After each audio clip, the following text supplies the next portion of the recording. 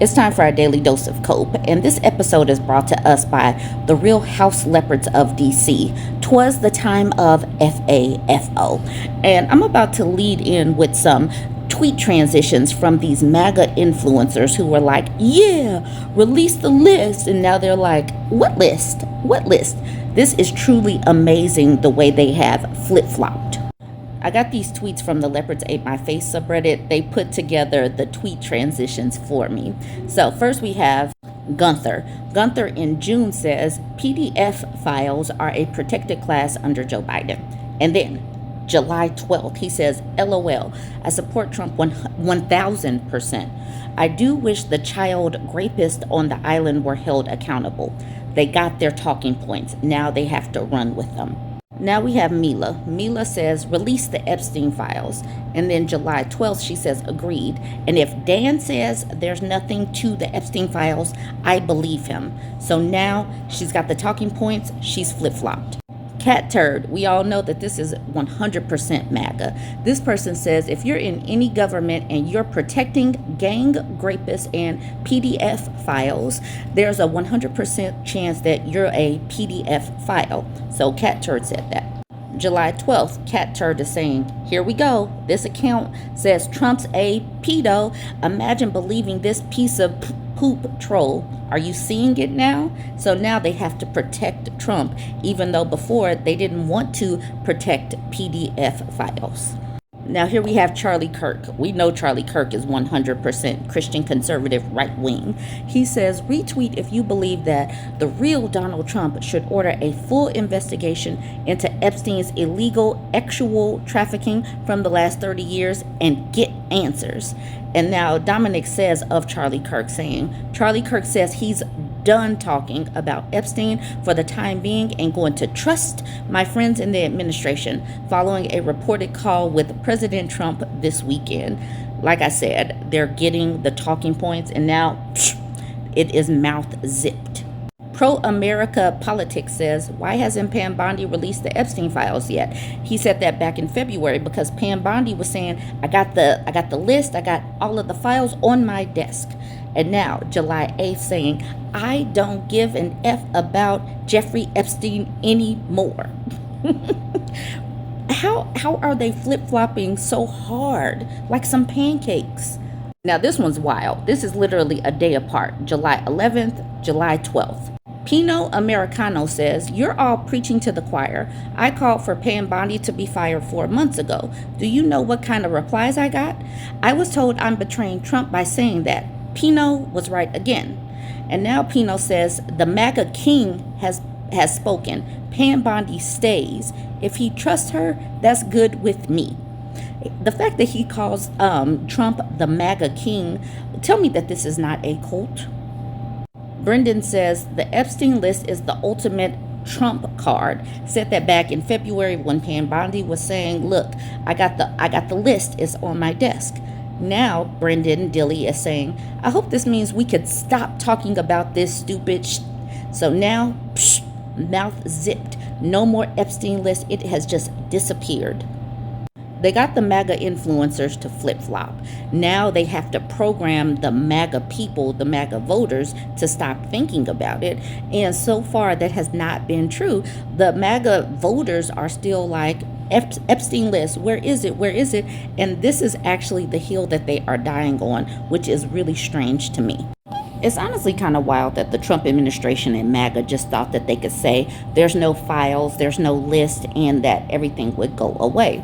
So this article says Trump urged supporters to see conspiracies everywhere with Epstein that's coming back to haunt him. Let's get into this article. It says, as his supporters erupt over the Justice Department's failure to release much hyped records in Jeffrey Epstein trafficking investigation, Trump's strategy has been to downplay the issue. His problem, that nothing to see here approach doesn't work for those who have learned from him that they must not give up until the government's deepest, darkest secrets are exposed. Last week, the Justice Department and the FBI abruptly walked away from the notion that there's an Epstein client list of elites who participated in the wealthy New York financiers' trafficking of underage girls. Trump quickly defended Attorney General Pam Bondi and chided a reporter for daring to ask questions about the documents. The online reaction was swift, with followers calling the Republican president out of touch and demanding transparency.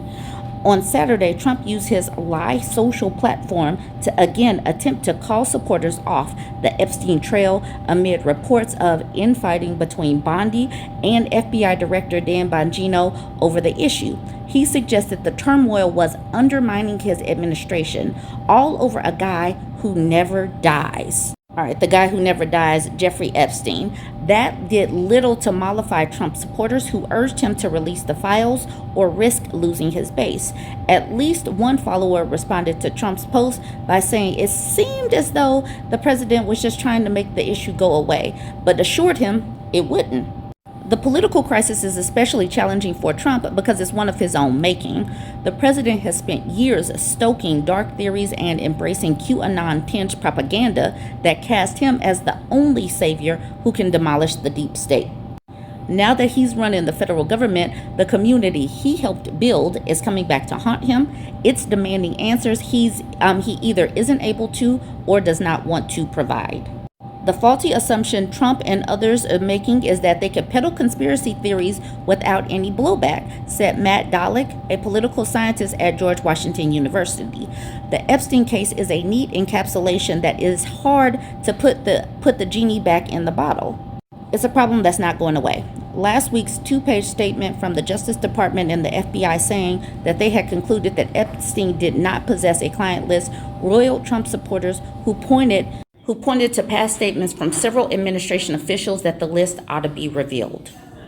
Pam Bondi has suggested in February that such a document was sitting on her desk waiting for review, though last week she said she had been referring generally to the Epstein case file and not a specific client list. Conservative influencers have since demanded to see all the files related to Epstein's crimes, even as Trump has tried to put the issue to bed. Far-right commentator Jack Posobiec said at Turning Point USA Student Action Summit on Saturday that he would not rest until we go full January 6th committee on the Jeffrey Epstein files. Trump's weekend post sought to divert attention by calling on supporters to focus instead on investigating Democrats and arresting criminals rather than spending month after month looking at nothing but the same old radical left-inspired documents on Jeffrey Epstein. His first-term National Secretary Advisor, Michael Flynn, pleaded with him to reconsider. So many people are posting these types of comments under his Truth Social post. Release the files. They are demanding answers. Hi, I'm Caroline, and I used to work for Charlie Kirk and Turning Point USA. I'm going to be honest. I have a general disdain for the people that have ushered in this current administration and what we're seeing with MAGA. This chaos, the destruction, the lives lost. I do squarely ladle it onto MAGA and the people that voted for this. This woman, though, she admits that she was basically a teenager and had no life experience, and she's doing what many of these other people have not yet done. She's gone off to college. She's learned where she went wrong and where she was brainwashed and all of that, and she's using her platform to try to change the minds of other people that formerly thought like her. She's not asking us, the people that did not vote for this crap. She's not asking for us to do the work. She's trying to bring along the other people that formerly thought like her. So that is the difference. What these people, like sometimes people come onto my pages and ask, what can these people do? What can these people do? They can do like this woman, how she is trying to bring other people along and help them see, where they might have been brainwashed or where they are getting their misinformation from. She is pulling back the curtain to admit that she wrote these articles that helped brainwash people. She is trying to undo some of the damage that she admits that she has done. I will not forgive the people that have ushered in this chaos, the destruction, and all of this. They need to do a lot of the cleanup themselves. If they start to do the cleanup, if they start to unravel some of this destruction, then yes, we can have a conversation. But it's not going to be some kumbaya simply because they say, I regret my vote. I don't give a good goddamn if you regret your vote. I regret your vote too. So what are you going to do about it now? So watch this woman's video, and this is precisely how people get to the point where they are. But now, what are you going to do to unravel the damage that you have done? Hi, I'm Caroline, and I used to work for Charlie Kirk and Turning Point USA. I grew up in rural conservative bubble in the suburbs of Houston. My family was conservative, so I just grew up surrounded by conservative politics. And as a privileged white woman in the conservative bubble, I was never forced to confront politics and really think for myself about what I believed in. So when I was 17 and I met Charlie Kirk and he talked about limited government and fiscal responsibility, it just made sense for me. And so from there, I ended up working for Turning Point full-time for part of it during the first Trump election. And a lot of what I did was writing articles specifically designed to scare people and garner traffic and really just ratchet up the intensity of the political moment. And at the time, I thought that I was saving America. I really thought that this was the end-all be-all, and that if we did not fight for these conservative values, America was going to fall apart, and Hillary Clinton was going to ruin the world, and the deep state, I wasn't even a term at the time, but basically the liberal, media liberal elite is going to take over the world. And I genuinely believed that. I really did. But then in college, I was studying political science, and I started to learn how the world actually works. I started to learn about governance, about the importance of government, and what the government can do. And a lot of conservative politics stuff just started to not make as much sense to me. I started to really question what I believed. And that was so scary because in the place where I was at, your political view was number one, synonymous with your faith. It was like you almost worshipped politics and your political stance. It was so extreme that for me to question my political views was akin to having a crisis of faith. But I did have that crisis of faith, and the more I unraveled it, the more I realized that conservative politics just did not make sense to me, that I thought it was unethical, that the right wing was getting more and more extreme by the day, and that I was not comfortable with it. So that's when I pretty much quit Turning Point. And I said, this is not okay. What is being done to the electorate is not okay.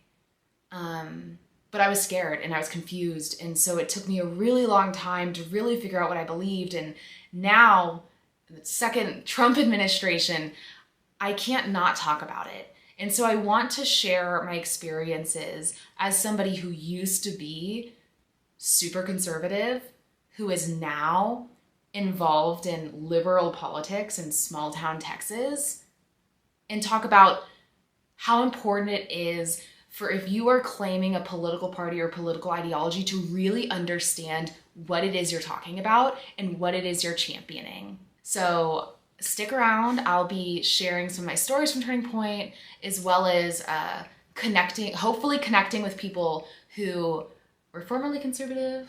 Maybe they're kind of thinking about it. Really hoping to do some good in this dark time.